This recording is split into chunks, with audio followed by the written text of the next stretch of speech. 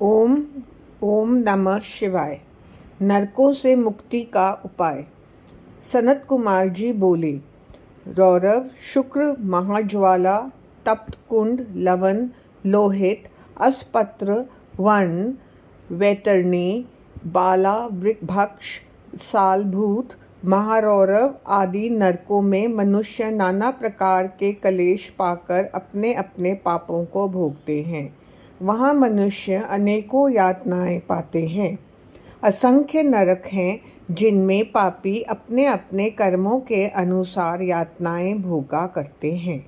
स्वयंभुव मनु कहते हैं कि बड़े बड़े पाप प्रायश्चितों द्वारा निवृत्त किए जाते हैं। यह प्रायश्चित अनेक प्रकार के हैं।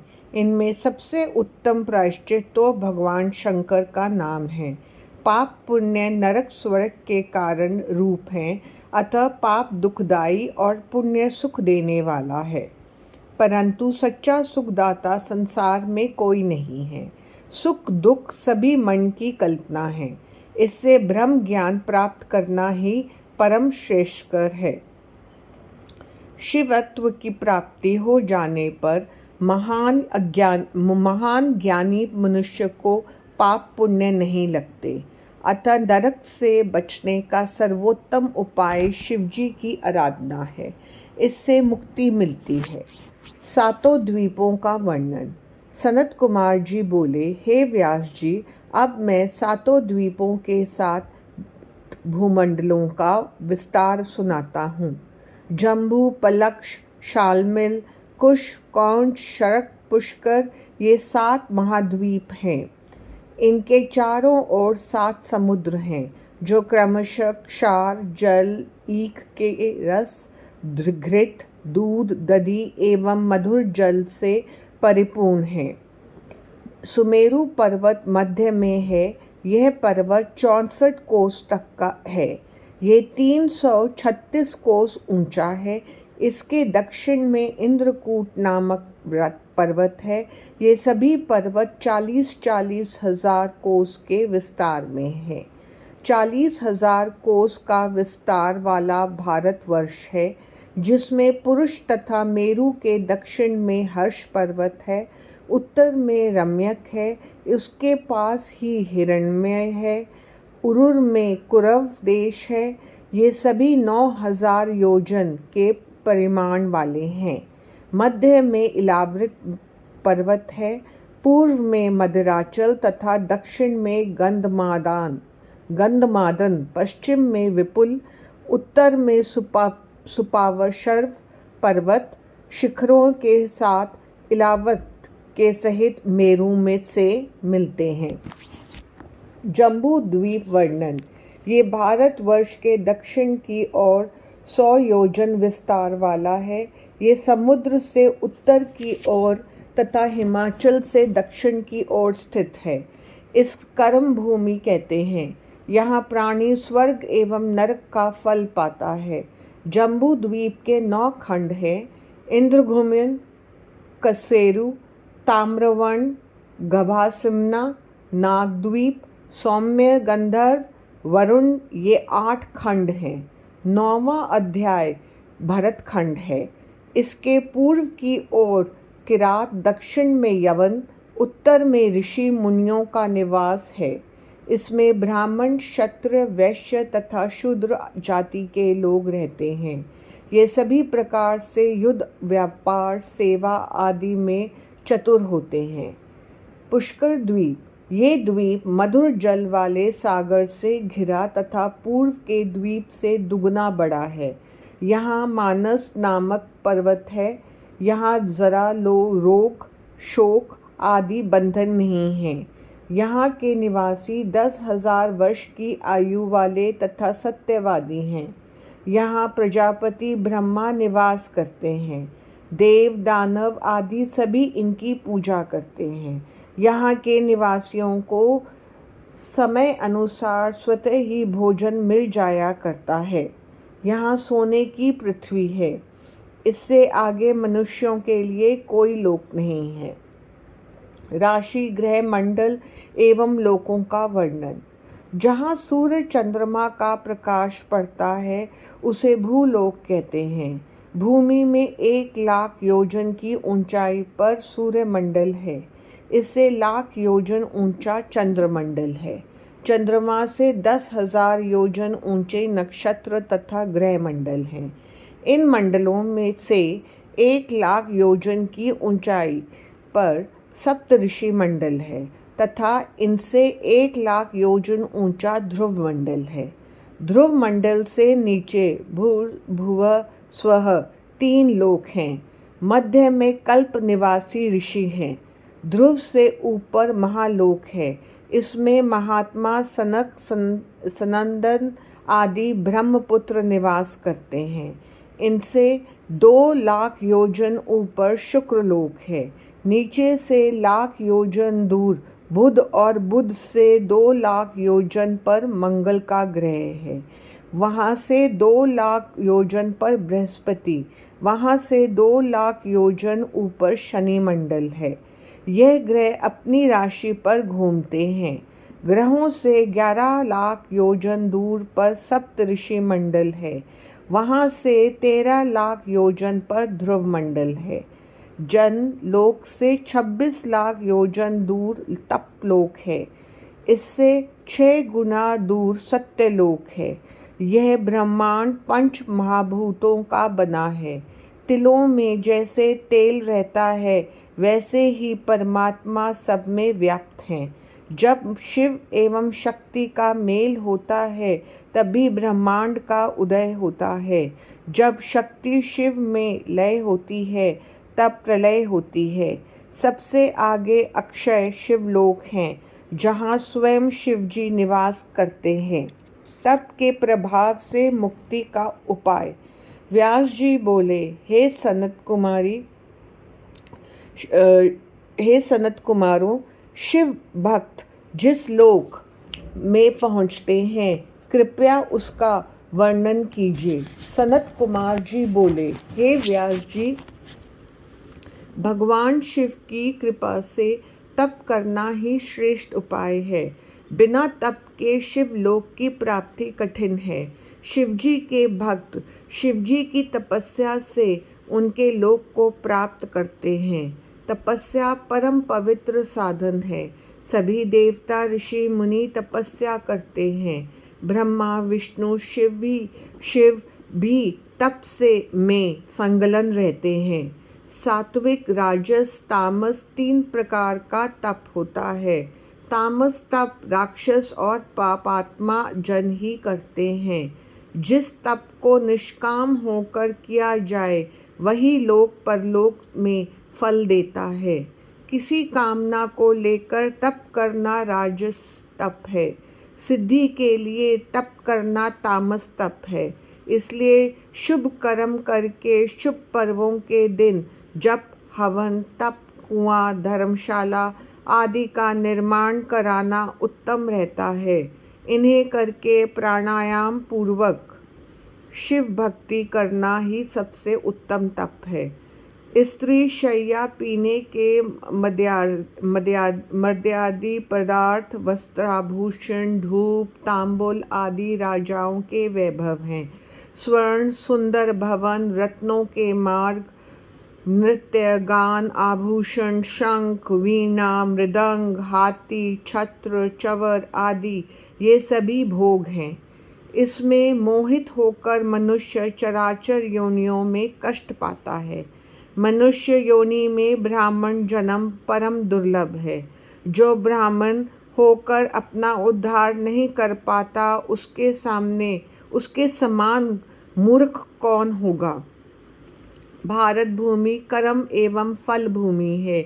इसमें उत्पन्न होकर ही मनुष्य शुभ कर्म कर सकता है, तभी उसे स्वर्ग आदि के भोग मिलते हैं। वृद्धावस्था तक शरीर रोगग्रस्त हो जाता है, अतः पहले ही चेतना चाहिए। वृद्धावस्था में तप करना बड़ा दुरुस्त है। निरंतर पुण्य कर्म, दान आदि के द्वारा मनुष्य को अपना मार्ग तय करना चाहिए। नहीं तो यमराज के यहाँ रोते चिल्लाते नाना प्रकार के कष्ट भोगने पड़ेंगे। जो लोग सब प्रकार से शिव की शरण में आते हैं वे जल में कमल की भांति सभी पापों से अलग रहते हैं। अतः शिव नाम ही संसार के भय को छुड़ाने वाला परम कल्याणमय है। गर्भ में स्थित देह तथा वैराग्य। व्यास जी बोले, हे सनत कुमार जी, अब आप देह की जो गर्भ स्थिति होती है तथा जीव को वैराग्य कैसे होता है सो कहिए। सनत कुमार जी बोले, शरीर में भोजन का रस रूप तो सारे शरीर में नाड़ियों के द्वारा प्रविष्ट हो जाता है। इसमें मैल रूप नेत्र, कान, आंख, दंत, लिंग, गुदा, मूत्राशय, कफ, स्वेद आदि के द्वारा बाहर निकलता है। सब नाड़ियाँ हृदय कमल में जुड़ी हैं। उनके द्वारा सारे शरीर में रस पहुँचता है। वहाँ रस आत्मा से परिपक्व होकर त्वचा बनकर सारे शरीर में लिपट जाता है। फिर रुधिर बनता है। उसके बाद रोम, बाल, स्नायु, अस्थि, मज्जा, नख आदि उत्पन्न होते हैं। अन्न के द्वारा वीर्य शुद्ध होकर स्त्री के गर्भाशय में ऋतुकाल में प्रविष्ट होता है और उसी से शरीर बनता है। एक दिन में वह वीर्य कलिल कहलाता है। 5 दिन में बबुला बन जाता है। 7 रात्रि में मांस पिंड बनता है। 2 महीने में कंधा, ग्रीवा, पीठ, पेट, छाती आदि अवयव बनते हैं। 3 महीने में संधियां, उंगलियां, 5वें में मुख, 6ठे में नासिका तथा कानों के छिद्र, दांत एवं गुद आदि बनते हैं। 7वें महीने उत्पत्त, गुदा आदि का निर्माण होता है। इस प्रकार जीव अंग प्रत्यंगों से पूर्ण माता के द्वारा भोजन करने पर उसके रस से पलता है। वह अपनी आत्मा के उद्धार के लिए पूर्व जन्मों का स्मरण करके प्रार्थना करता है। सैकड़ों सुइयों के छिदने से जो कष्ट होता है वही कष्ट उसे गर्भ में होता है। गर्भ के समान कोई दुख नहीं है। वह बालक गर्भ में विष्ठा तथा मल के गर्भ में पड़ा रहता है। इस प्रकार जीव की गर्भ में स्थिति होती है। शरीर की अपवित्रता तथा दुख। हे व्यास जी, ये शरीर रज एवं वीर्य के मिलने से बनता है। वह गर्भ में विष्ठा में पकता है। इससे अपवित्र रहता है। इसे चाहे कितने ही कुशाओं के जल और पंचगव्य से शुद्ध करो, परंतु यह कभी शुद्ध होने का नाम नहीं है। इसे शुद्ध होने का नाम नहीं है। काली वस्तु क्या कभी सफ़ेद हो सकती है? संसार में रहकर जीव कितनी दुर्गंध में पड़ा रहता है, फिर भी उसे न जाने क्यों वैराग्य नहीं होता। सैकड़ों वर्ष तपस्या करने पर भी यह मलिन आत्मा पवित्र नहीं होती। यदि भावना शुद्ध करके ईश्वर स्तुति, हवन आदि कर्म करते हुए मृत्यु को प्राप्त हो जाए तो फिर उसे ज्ञान प्राप्त हो जाता है और इससे उसका मन शुद्ध हो जाता है। ज्ञान रूपी जल एवं वैराग्य रूपी मुतिका से वह शुद्धि प्राप्त कर लेता है। शुद्ध भावना करके चित्त से में शांति धारण करके जो परम ज्ञान को पाता है वही संसार में जीवन मुक्त होता है। कैसी विचित्र बात है कि जीव तो कान रखते हुए भी अपना हित नहीं सुनता और आंखें रखते हुए भी अपना हित नहीं देखता। उसकी बुद्धि पापों से नष्ट हो जाती है। वह संसार में फंसकर दुख पाता है।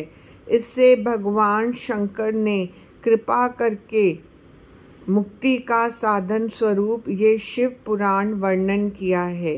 इससे काम, क्रोध आदि को त्याग कर स्त्रियों की आसक्ति त्याग कर मनुष्यों को शिव की आराधना करनी चाहिए। काल का ज्ञान वर्णन। व्यास जी बोले, हे सनत कुमार जी, अब आप काल के ज्ञान का वर्णन कीजिए। सनत कुमार जी बोले, व्यास जी, यही बात एक समय पार्वती जी ने भगवान शंकर से पूछी थी। अतः जो बात काल चक्र के बारे में महादेव जी ने पार्वती जी से कही थी, सुनो, वही अब मैं तुम्हें वर्णन करता हूँ। शिवजी बोले, हे देवी, मृत्यु काल का ज्ञान तब होता है जब प्राणी का शरीर पीला पड़ गया और ऊपरी भाग में लालिमा आ जाए तो 6 महीने में मृत्यु होना निश्चित है।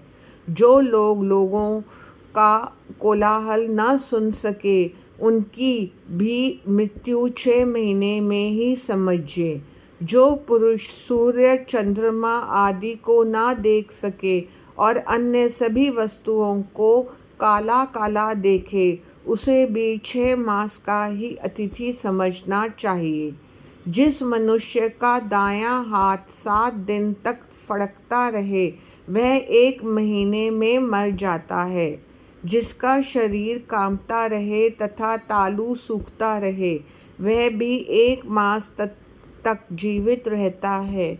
जिस मनुष्य की नाक बहती रहे तथा कंठ और मुख सूख जाए, वह 6 महीने तक जीवित रहता है।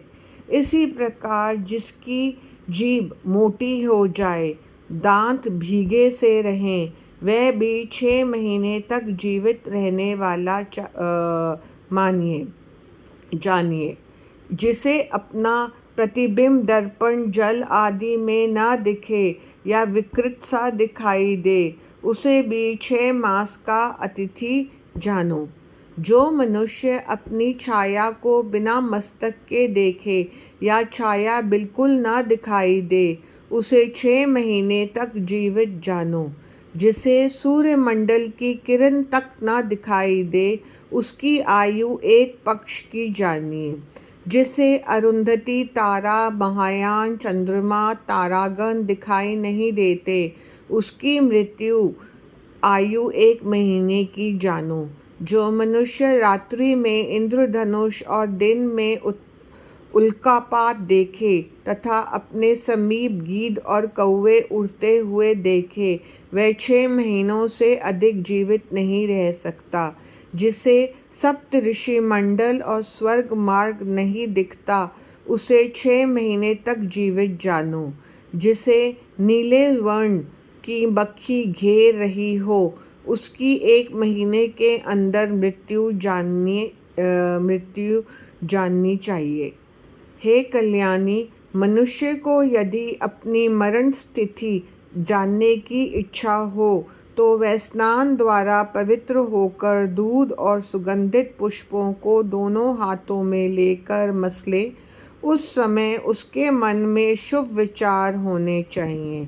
फिर प्रतिपदा से तिथियों की गणना शुरू कर दे। हाथों को संपुटाकर कर ले। पूर्व की ओर मुँह करके 108 बार नवाक्षर मंत्र का जप करे। हाथ के पर्वों को बार बार देखता रहे। जिस पर्व में ब्रह्म के समान चिन्ह दिखाई दे, इसी पर्व की गणना क्रमशः करे तथा उस तिथि को ही अपनी मरण तिथि जाने।